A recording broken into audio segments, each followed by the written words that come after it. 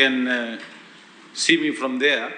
Very clearly. I can hear you as well. I was kind of surprised when I walked in this morning to find that we were relegated from the front seat to the back seat.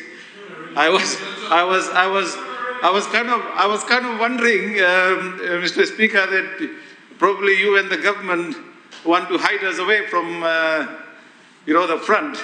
But I can tell you, Mr. Speaker, you will still be able to hear me, and the government will still be able to hear me. Thank you, Mr. Speaker. The leader of the opposition didn't make the decision. Get your facts right. Get your facts right. That's the only thing they have to discuss that. Let me, Mr. Speaker, also say that this morning there was this despicable, shameful attack by Honorable Koya and Honorable Faiyaz Koya on the Auditor General. But let me tell them, no amount of attack on the Auditor General. Point of order. What's your point of order? Mr. Speaker said, my motion for debate was that the Parliament debates a review of Fiji Development Bank 2019 annual report. Please.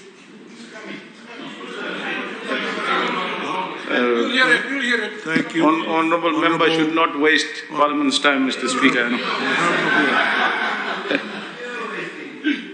Mr. Speaker, I was saying that no amount of attack by both the honourable members on the Auditor General is going to hide the fact about the poor and disastrous economic and financial management in this country. Coming back on the report, Mr. Speaker, I see that the Honourable Vijay Nath, talked about bank's lending portfolio growing to 539.75 million at the end of the financial year, with the loan portfolio representing a customer base of 5,149 accounts. Page 6 of the 2019 annual report, Mr. Speaker, shows a breakdown of this portfolio figure, which talks about the non-focus sector and the value, the non-focus sector, the value is listed, the value is 305.75 million. And the focus sector is 234 million.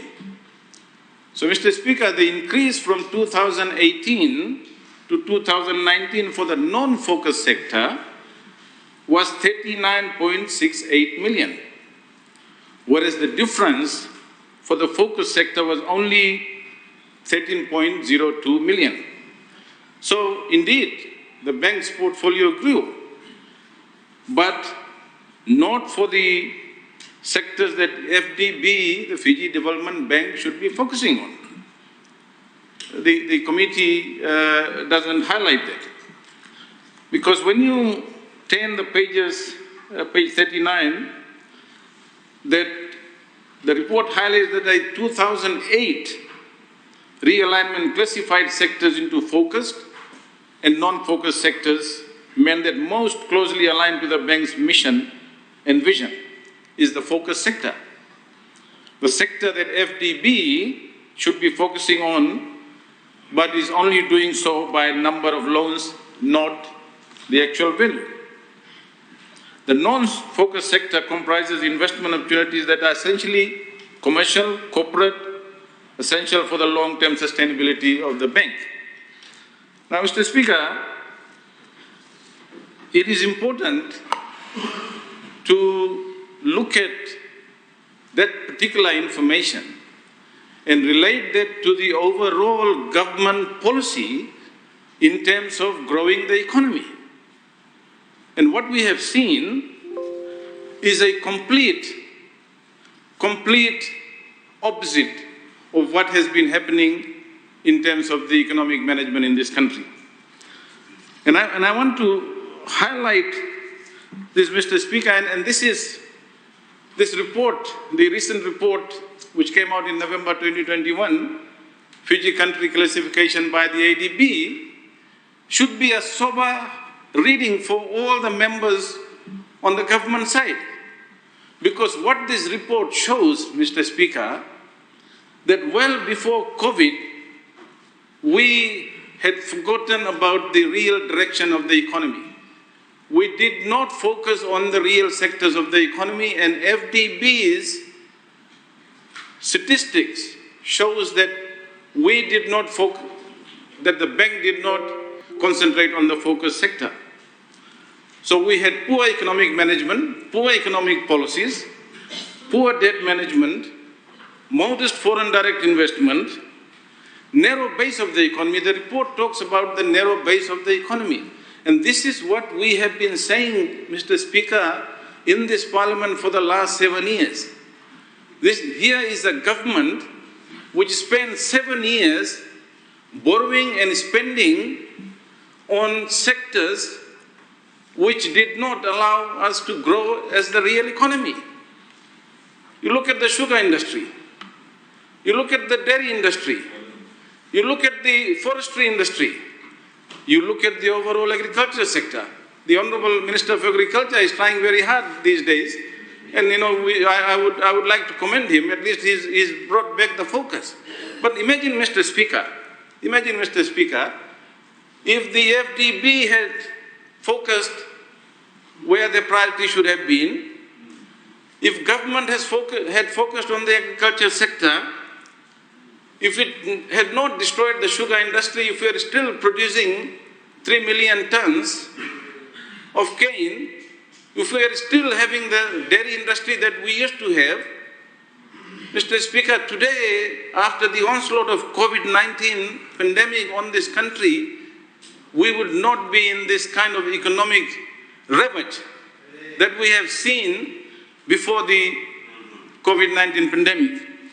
And this report, Mr. Speaker, let me just read 1 or 2 paragraphs. In fact, Mr. Speaker, the growth, FDB figures show that the growth rate between 2010 and 2020 averaged only 3.5%. We used to hear this big song and dance about unprecedented growth. And then we had this Bainimrama boom. And look at 2015. Let me give you another statistics. From 2015 to 2019, the average growth rate was only 3.1%. The so-called Bainimrama boom that they were talking about. So, Mr. Speaker, it's a modest growth based on unrelented borrowing and well, that's the only word he knows, Mr. Speaker, hogwash. And I remember in the last session, while hogwashing, he meandered to Rwanda and Solomon Islands. Order. So, the fact is a bitter truth for them. The fact of the matter is that between 2015 and 2019, we had a modest growth of 3.1%, a modest foreign investment, poverty rate increased slightly before COVID-19, and the bank says it very, very clearly.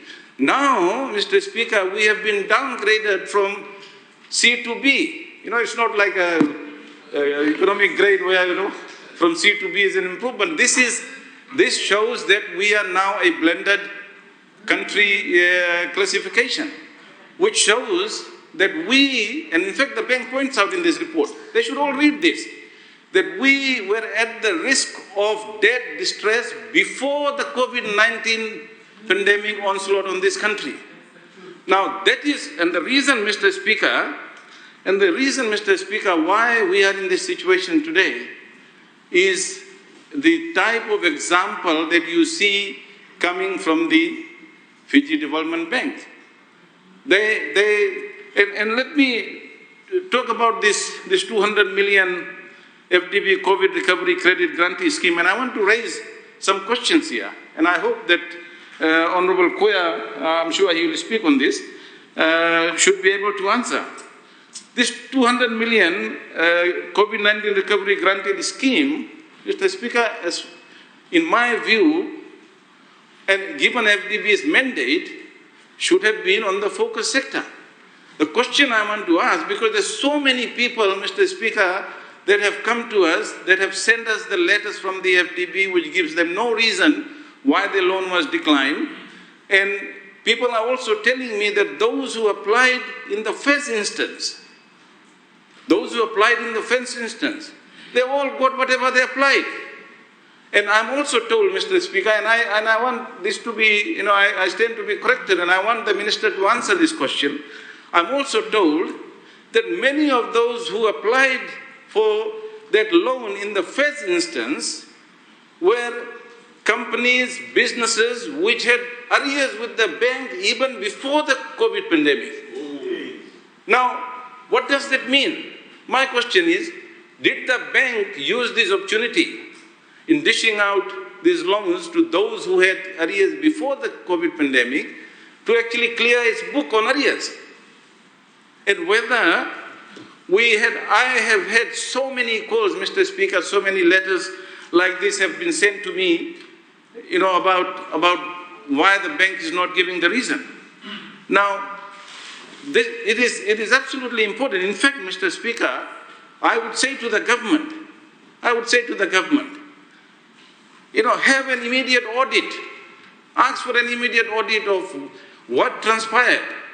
What were the kind of businesses who got the support? Why did so many who were affected by the pandemic? I had this young man, a young businessman from Lotoka. I don't want to name him here. But that person has been writing. He wrote to the Honorable Attorney General. I don't know whether he wrote to Mr. Honorable Koya. But he also reached out, and I don't know, because he has not been given any reason why his loan was declined, and his business was only affected after COVID-19. Now, and there were many other examples, Mr. Speaker. So, maybe we should have an immediate audit, because it is important for us to keep the bank focused on the real sectors of the economy. I know recently the Honorable Agriculture Minister the other day in the press conference, emphasized about another scheme which the FDB is going to implement. But it is important that they remain on the focus sector.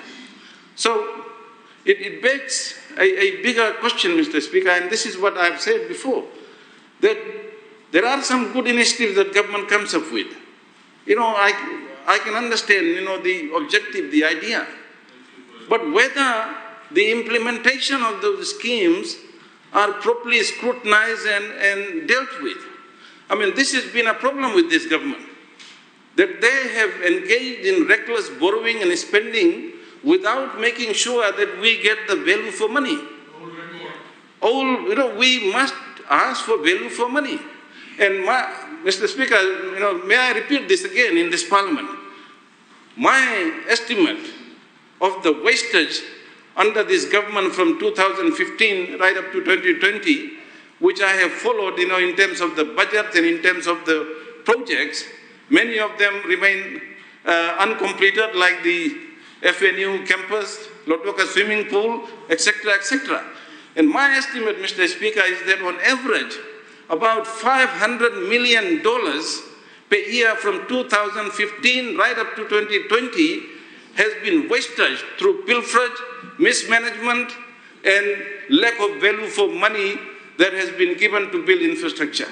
And if you put that together, if you add that, it amounts to about $3 billion in 6 years. If this government has any shame, if they have any sense of accountability and transparency, let's have an audit, an independent inquiry into the expenditure from 2015 to 2020, Mr. Speaker, because it is absolutely important, because according to this report, we are going to go through a very, very difficult time in this country. even if we get back to normalcy in terms of tourism and all that, it is going to take us years before we get back to pre-pandemic level economic situation and economic growth. So we must, Mr. Speaker, we must make sure that the accountability that is required from the government on everything possible, is adhered to and made in a transparent and accountable manner. I mean, this constant, loud mouthing of hogwash from the other side is not going to take away the truth of the matter. These constant, threats. I mean, I remember, Mr. Speaker, I remember the same minister who was talking about hogwash. He was trying to threaten the people of this country with Rwanda and Solomon Islands. So, he must get his, facts right. And there are people out there who are only talking about Rabuka. These are people who don't talk about people that were sitting with them from 87. They were sitting with them from 87. They were part of the game. So instead of talking about the real issues, which is where FDB should be going, where we should be going in terms of our policies for real economic sectors, these guys are trying to hogwash, to use his term, to frighten the people. They're already going, Mr. Speaker. I know some of them. One minister in Ba, I'm told, went to a temple and said, don't leave this government because if you leave this government, you'll be in trouble. They're threatening people. They're threatening people. Instead of talking about economic issues.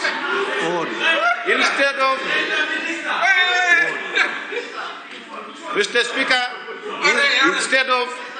instead of getting hold of a copy of this report and reading about the minister's economic management, the government's economic management, and all the cheerleaders from the other side must read this report. They must read this report because then they will find what is the state of the economic mismanagement in this country, Mr. Speaker. So let me conclude, Mr. Speaker. Let me conclude by saying that we need an immediate audit of the $200 million COVID recovery credit grantee scheme to ensure that our future schemes by the Fiji Development Bank remains focused on those priority sectors. Because we've had many times that the commercial banks and Honourable Minister of Agriculture is right, that the commercial banks are not willing to give loans to the farmers that easily, those in the agriculture sector. And so let's refocus FDB back to the real sector of the agriculture sector and put our money where our mouth is, instead of bragging about how good our economic policies have been. Thank you, Mr. Speaker.